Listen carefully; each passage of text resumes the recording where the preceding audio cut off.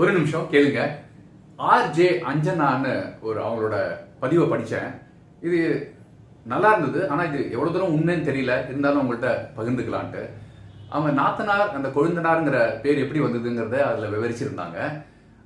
நாத்தனாங்கிறது நாற்று ஆனார். அதாவது ஒரு பெண் வந்து திருமணமானோடனே இன்னொரு வீட்டில் போனோடனே புதுசாக அந்த உறவு வருது இல்லையா, அந்த மாதிரி வர்ற உறவுக்கு, அதாவது கணவரோட சகோதரனை நாத்தனார் கொழுந்தனார் சொல்றோங்கிறதுனால புது உறவு வரதுனால எப்படி விதையை விதைச்சு நாற்று வந்தவொடனே அதை எடுத்து இன்னொரு இடத்துல பதிய வைக்கிறோமோ நாற்று ஆனாருங்கிற மாதிரி அதை நாத்தனார்னு சொல்றாங்க. அதே மாதிரி அதுலேயே கொழுந்தா இருக்கிறது வந்து அந்த இளைய அந்த வீட்லயே இளையவர் அப்படிங்கிறது கொழுந்தனாருங்கிறனால கொழுந்து ஆனார், அதாவது கொழுந்தனார் அப்படின்ட்டு அவங்க விவரித்து சொல்லியிருந்தாங்க. இது எவ்வளவு தூரம் உண்மைன்னு தெரியல. இருந்தாலும் இதுதான் உண்மைன்னா நீங்க உங்க பதிவு சொல்லுங்க. இல்ல இது தவறுனா நீங்க சரியான விடை உங்களுக்கு தெரிஞ்சதுன்னா இதுல நீங்க டிஸ்கிரிப்ஷன்ல கொடுங்க, கமெண்ட்ஸ்ல கொடுங்க. Thank you so much. பாய்.